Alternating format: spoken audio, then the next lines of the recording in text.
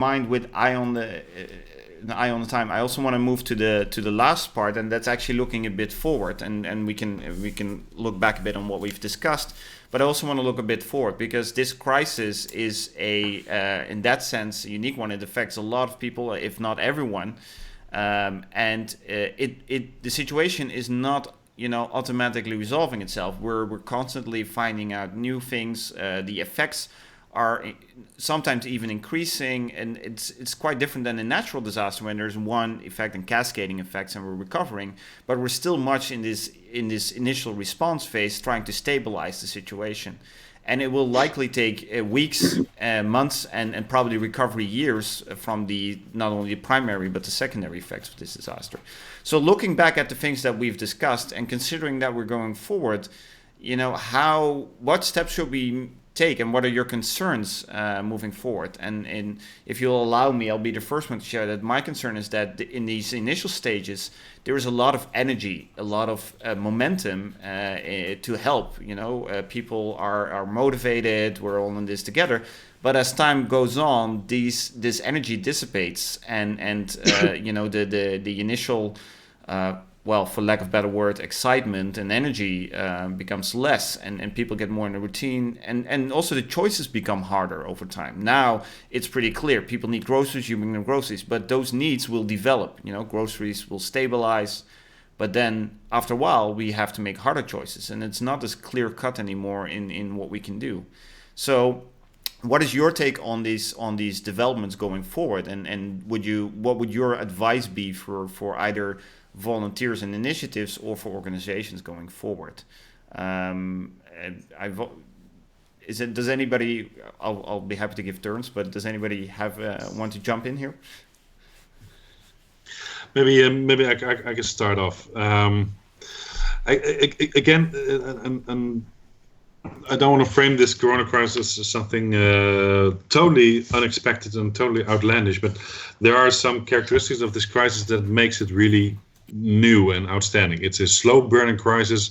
As Kees said, this will have long lasting effects on our society, both from a social point of view and an infrastructure point of view, also from a crisis management point of view, because basically we're noticing that, well, I wouldn't say we're not prepared enough, but we are struggling altogether to get a grip on this crisis.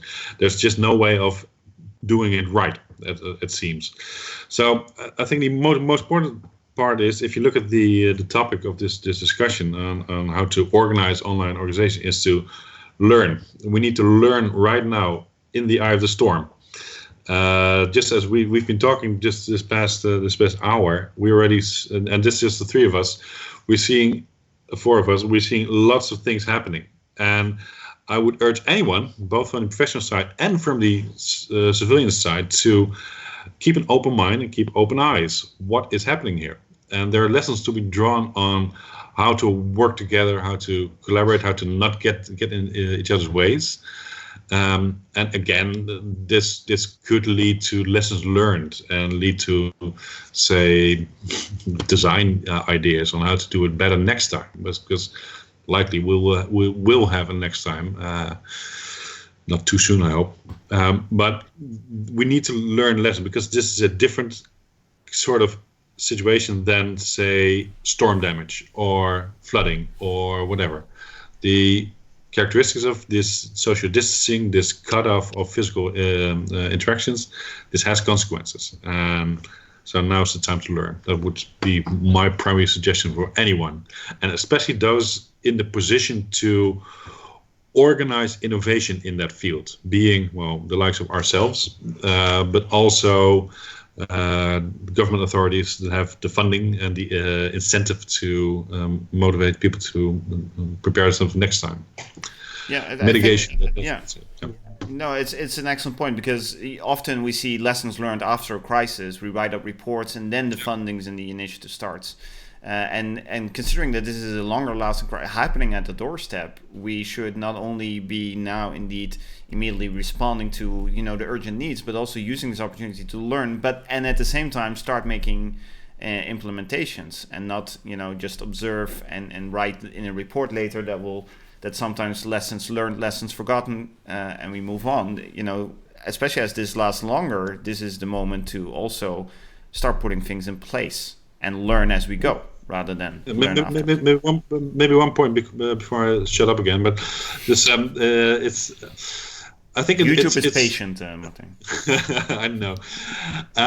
I think also this is is a unique opportunity for all of us, and all of us being the scientists, the professionals, the volunteers, the ordinary citizens, to perhaps understand each other better.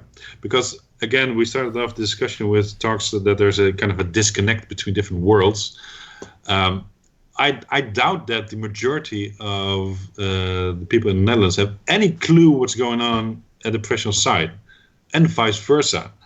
So this also provides an excellent opportunity to perhaps understand each other better, to get that trust and get that understanding and awareness of each other's roles and responsibilities.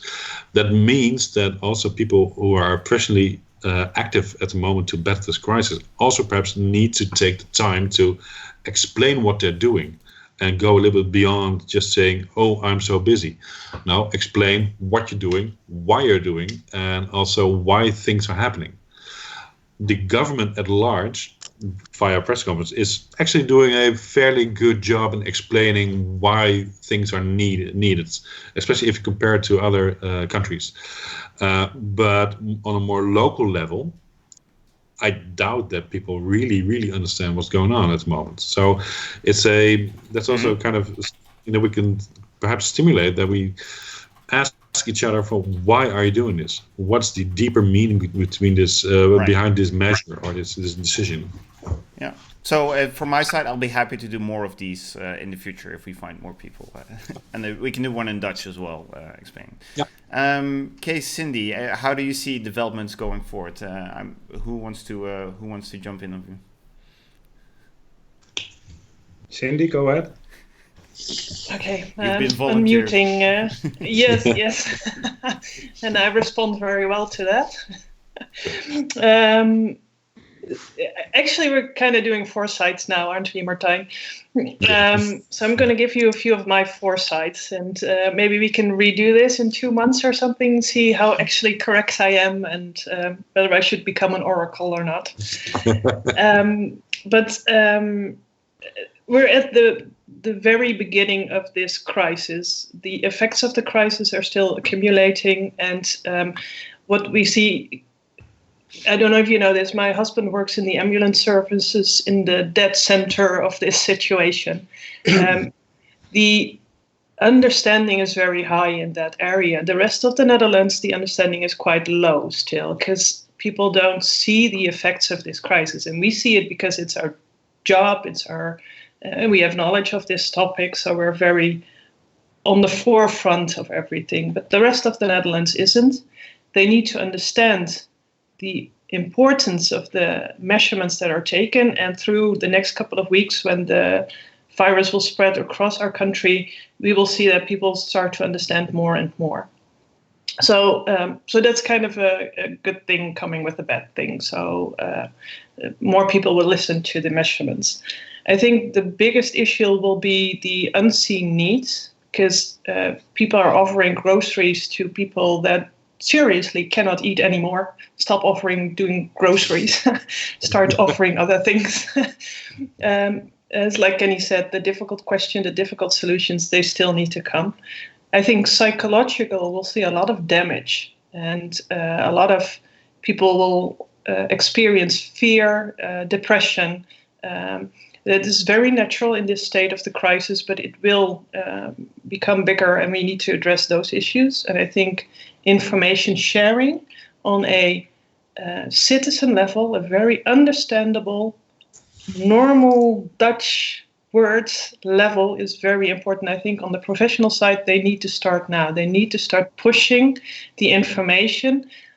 And then I'm referring to topics as, my parents can now, they're doing fine right now, but what if they're ill? Can I come and see them?